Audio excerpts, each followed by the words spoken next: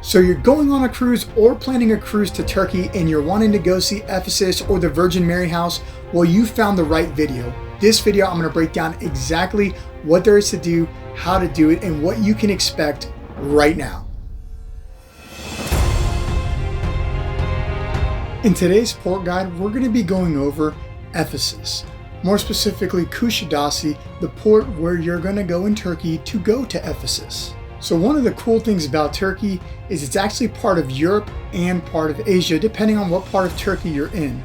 Kushadasi is still in the Europe part of Turkey. That means prices there are going to be in euros, so just know that when you go. One of the first things I was not ready for was actually how beautiful it was. Now, obviously, when you're coming out of a port, that part isn't necessarily beautiful walking into like the merchant area. However, looking out around it, the water is beautiful. There's Bird Island with castles right there, and that's actually what Kushadasi is. The word literally translates to Bird Island. So we knew coming here, our main goal was to go to Ephesus. We wanted to see the ancient city of Ephesus. Now that is nowhere near the port.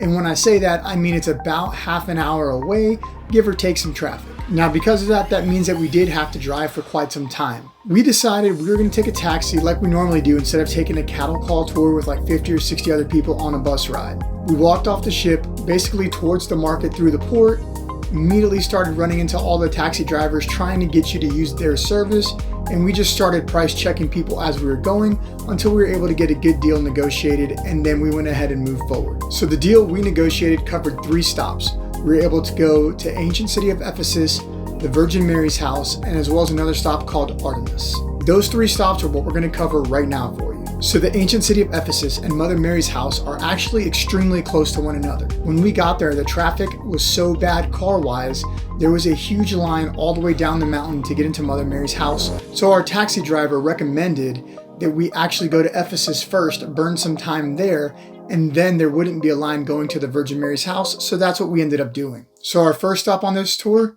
the ancient city of Ephesus. All right, guys, so when you do make it to Ephesus, this is the first thing you're going to walk in and see. If you're considering taking a cruise that's stopping here in Kushadasi, going to Ephesus, there's something you're really going to want to know. While the onboard excursions do seem pretty expensive, some of them we saw were 150 or 170 US dollars to actually come here to Ephesus and the Mother Mary house, I want to let you know that we tried to do it on our own and it ended up costing significantly more. So the taxi we were able to negotiate down, we got it down to around 100 euros to go to ancient Ephesus, to go to Mother Mary house, and to a third stop as well. With the tour included though, that includes your ticket to ancient Ephesus. Here we had to pay another 40 euros per person just to get in, or 52 euros per person to get in and to be able to see the museum. You've already taken a 30-minute ride, you're not going to tell them no when you get here. So know that once you're here, it's at minimum another 40 euros per person. So right now we're up to 210 euros total without food included. So we're getting pretty close to that cruise price. And remember, if we're late, the cruise isn't gonna wait on us. So if you're looking to get food, or even if you're looking to do this excursion, I would recommend maybe doing this short excursion through the cruise line instead of by yourself. The cost is pretty close, but you get that added security blanket of the cruise waiting for you just in case. So yes, to get into the ancient city of Ephesus as well as experience the museum was 52 euros per person. However, another thing they offered was an audio tour, and I gotta tell you, don't do it. And here's why. We ended up doing a free audio tour offered by Rick Steves. We're not affiliated with him at all, but we did use several of his tours, and I highly recommend it, and I will put a link to it down below so that you guys can use it yourself. The audio tour was actually fantastic. Rick does a great job with it. So as we were walking through the city listening to his audio tour, he would say, hey, stop here, look at this specific thing, and help you find that thing, which was really neat because most people seem to just be missing all these little details that Rick was pointing out to us.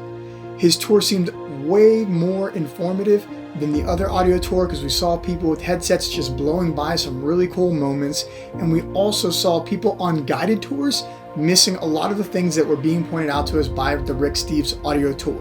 One of my favorite things was we were there where the Apostle Paul was and the Apostle John, getting to walk through these streets. And what's neat is these are some of the only ruins that I've been to that you're actually allowed to touch and to climb onto. Most of the time, ruins are very protected for obvious reasons. But here you are literally walking up the steps where people have walked. You're walking through the bathhouses. You're walking into smaller arenas or theaters. You're walking all these ancient streets. I mean, it is incredible. As you walk down the street, it leads you straight downhill to the ancient library, which is probably the most famous thing there that you've probably seen. It's the most iconic, recognizable thing. And this is it here. There was so much going on and so much to see. This was a really neat experience just for the history and the architecture. There's a massive ancient theater there that we went to. That actually took the most time to get into because it was a very narrow gate that everyone was having to squeeze and pile into. However, once you get in there, it opens up, and there was a lady singing in there, not a performer. She just happened to be a singer who wanted to perform there, but you could hear the acoustics were extremely well in that stone theater, which was really impressive because you could just imagine other performances or orators back in the day performing there, which I felt was just a super neat experience. Okay, if you guys get a chance to actually come to the museum here, we highly recommend it. It was an epic experience. It's an 18-minute experience. It's not your typical museum. I'll put up a little bit of footage here for you, but man, you have to see this for yourself. Trust me, it is worth it. It is epic. It's one of the coolest museum experiences I've ever been to. And we both think that really the extra upgrade for the 12 euros per person was worth it. I know 18 minutes doesn't sound like much, but this is a great immersive experience. Highly recommended. Now the museum, on the other hand, was amazing. This was something I was not ready for. Obviously, you think museum, you're thinking statues and like little things in cases that you're going to be looking at, and walking through, and everything is very quiet. However, the museum here in Ephesus is completely different. It was spectacular. So the museum actually sends you in waves. So every so many minutes, they start a new group. And the reason they do that is this museum experience is like any other that we've experienced. It's 4 separate rooms, but it is a completely immersive experience. Now, I am going to put up some clips of it here for you just so you can kind of get an idea of what we're dealing with, but I'm not going to ruin all the fun for you, so there's just going to be a few short clips. But each room takes you through a time period of Ephesus, and then you end up in front of this amazing, massive statue of Artemis, who was the protector of Ephesus, at least to those people. That was their god they believed was protecting them. It was a super cool experience and a great way to bring history alive in the modern age and get people engaged with it. I feel like the theater did a fantastic job. And the show has an audio tour that is included in the fee, and you just tell them what language you need. So whether you speak English, French, German, Turkish, it doesn't matter.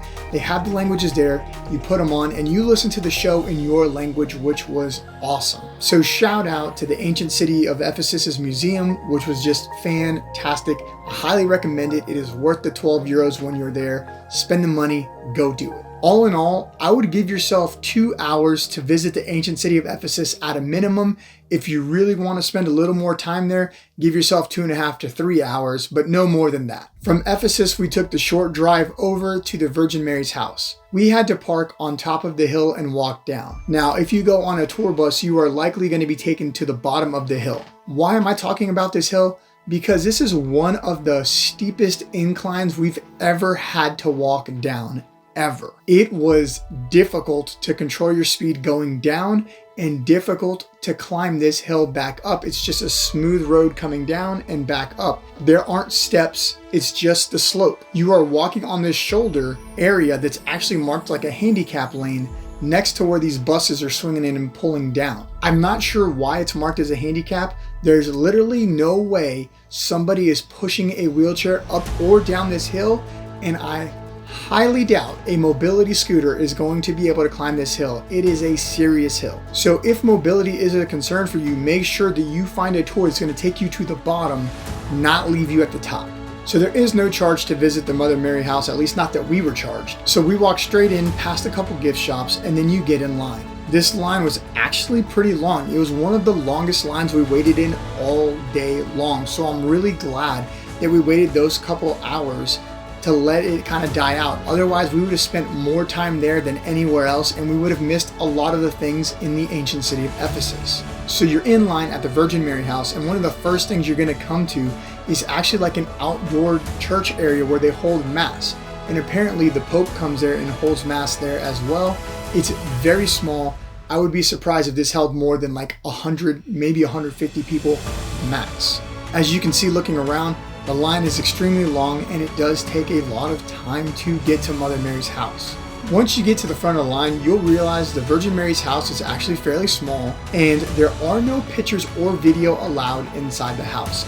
So here's some views of the outside of the house. However, there are no views of the inside of the house here for obvious reasons. The house itself is set up more like a chapel or a monument to Mother Mary, where you walk in, it's like a narrow alley, and you go in, there's an altar at the front with like her statue. You can light a candle, say a prayer if you want to, and then you just come in and go out the other side. So you basically walk straight in, walk down, see her, walk back out. That's it. So this is a little bit more, in my opinion, of checking a checkbox for like a religious pilgrimage more than like a neat experience. Now, yes, you may have a religious experience while you are there. However, you're going to be waiting in line quite a while for about 5 minutes of time in Virgin Mary's house at the max. When you come out of the house, there is a spring on the other side where you can drink water there or collect water that could be blessed water. They kind of consider it like this blessed area. So you can collect some of that water, drink some of that water, wash your hands in that water if you like. And then you basically just walk around and then you end up back at the shops where you can buy rosaries or other trinkets to remind you of your time there at the Virgin Mary house. From there, you are left to walk back up that grade or maybe just to your tour bus. Like I said, that grade is difficult. We're in shape. It was not an easy grade, so just know it is going to be a deal if you have mobility issues. Budgeting time for the Mother Mary house is really difficult to tell you because it's strictly dependent on how many people are in line in front of you. It took us about an hour and a half of time to get through that experience just because of the line, and we literally spent about 3 minutes traveling through Mother Mary house. So just know that is going to take up quite a bit of time for a very short experience.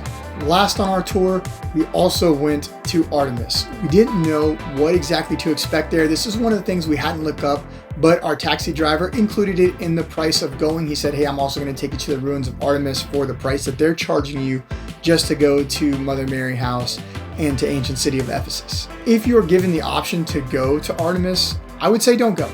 There's really nothing there. There's a very few minor ruins laying around, and that was really it. And when I say a few minor ruins, I mean you walk into this open field, there's a few ruins here, you can see somewhat of a castle-esque figure in the background, but that's it. There's nothing to see, there's nothing to do, and of course, there's just traders there selling their wares as well, such as statues of Artemis and stuff like that. So to me, if you do go to Artemis, I mean budget 10 minutes of time maximum. There is no entrance fee, probably because there's nothing to see or do there, or there would be a fee. If you're coming here to Kushadasi to see Ephesus, there's definitely some things you're going to want to know. First off, let me say we loved coming here and we loved going to the ancient city. It was beautiful and an amazing experience. But if you're going to take a taxi, it's going to be a bit of a journey. How so? Well, they require taxi drivers to get a certain amount of points to be able to get a taxi license in the following year. And to do that, the way they earn points is they have to take you to government-run areas such as a Turkish delight shop, a leather shop, a carpet shop, or a jewelry shop. And each one of those stops is going to eat up time of your time here in port. Now I say that because they're going to give you the sales pitch, you're going to have to walk through the showroom floor, and you're going to have to deal with whatever it is they're selling, whether it's leather goods or the Turkish delights. You're going to have to look at all the different things and spend some time in each of these shops because essentially they're required to stop there. And it's not just taxis. The buses are required to bring you there too, just to get a stamp so that they can continue doing their job the following year. And that's part of the problem with that government control. I feel like we were really lucky. None of the shops really felt high pressure to us, at least not compared to an American timeshare presentation. However, on our sailing, we did have clients that were there. They went a different route and booked through Royal, and they were saying that their final stop, the carpet shop, there was a pair of sisters that were basically ganged up on by the salesman there at the carpet shop right near the port because they were the last ones there. It was like sharks in the water circling them. They wouldn't let them leave. They were very, very, very high pressure, and the girls felt extremely uncomfortable. They ended up basically getting up and literally running while these men were basically chasing them for about half a block before they finally got close enough to the port that these guys backed off. We didn't have that experience. It was very low pressure for us. However, it is something that I want you to know can happen. For us, our experience was we would look through the shops, through the jewelry, whatever it is, tell them we weren't interested and just move on. Of course, the people there are gonna do the whole sales tactics. They're gonna be like, oh, we'll give you a special price. We'll make you a good deal. Please, please, just say no and move on if you're not interested. Really, that was what we dealt with, and it was very minimal and we had no problems. Now, one of the government-run shops actually offered a lunch deal, which was really neat. The lunch included kebabs, salads, all sorts of dips, baba ganoush, spring rolls filled with cheese. It was delicious. Too much food. I mean, there's lavash, fresh made bread, and it was only 10 euros per person. And while that might sound like a high price, this was for an all-you-can-eat lunch. So for 10 euros, we were happy to pay that for an all-you-can-eat meal. The lamb kofta was just amazing. This was a great unexpected surprise. By this point in the trip, we were really getting annoyed with having to stop at these places. And so having one that actually had good food for a cheap price that gave us a break was actually a welcomed relief. Another great point is that traffic here is insane. Basically, there are no rules of the road. That's the best way I can describe this. These people easily go into oncoming traffic. Cars are passing scooters, which are passing people, which are passing scooters, which are passing cars. One-lane roads are bi-directional. It is crazy. I consider us pretty well traveled, and out of all the places we've been to, this is one place I for sure would not rent a car or a scooter and try to drive. You are going to want to use a bus or a taxi to take you to these places. So remember, whether you're talking about the taxi or you actually want to buy something while you're here in Turkey, remember, they are all about negotiating. Do not see a price tag and accept that price. They are expecting you to lowball them. They are going to fight you. They're going to roll their eyes. So you roll your eyes, do the whole thing. You're going to have to negotiate to get a good deal here. If you don't negotiate, you're going to get taken for a ride, literally and figuratively. Now, we went to Ephesus, Artemis, and the Virgin Mary House, and that we negotiated down for around 110 euros for the two of us. That was 3 different stops, round trip, and he waited for us at each stop. So this was an 8-hour day, and it was 110 euros. We felt like that was a good deal for the taxi. Now, as far as goods negotiating, a great example of just how far you can take this thing, at one of the leather shops, there was a jacket that I really liked that was stickered at $1,600 US. We haggled these people for a while and eventually got them all the way down, and this is no exaggeration, to $255 from $1,600. That is a massive price drop. So just know, they know you're gonna negotiate, they're expecting you to negotiate, and if you don't, you're the only one that's gonna lose in this situation. If you've never really haggled before, or you're just uncomfortable, it's like any other muscle. The more you work it, the better you get at it. Walking away is always a great option because you can always come back if you really want that thing at that specific price. It costs you nothing to walk away and come back other than maybe some time. So let's put a bow on this thing. If you're spending 2 to 3 hours at the ancient city of Ephesus, which is worth it and a highly amazing experience, you're spending about 2 hours at Mother Mary's house. That's already 5 hours. Plus 30 minutes there, 30 minutes back. We're at 6 hours of time eaten up. Like I said, the taxi or the bus drivers are going to have to stop at these different government-run places. You are going to be spending time in those. So you are not going to be able to do almost anything else. This is a full day's schedule that I've just given you in this very short video. So know that going into it, there's a lot of travel time, there's a lot of delays, and there's a lot of waiting. If you can only do one thing, my vote would be to go to the ancient city of Ephesus. It is amazing. It was worth it. It was one of the coolest ruins we've been to. Almost the entire city's there to see. It was awesome. I really hope you guys found this video helpful. A lot of these things are tips and tricks we just didn't know when we went, and we wanted to share it with you guys. If you found this video helpful, don't forget to like and subscribe. As always, you can scan the QR code here to have Amy book the perfect cruise on the perfect itinerary for you. And as always, consider watching some more of our great cruising content here, as it really helps the channel. We appreciate you guys, and we'll see you on the next one.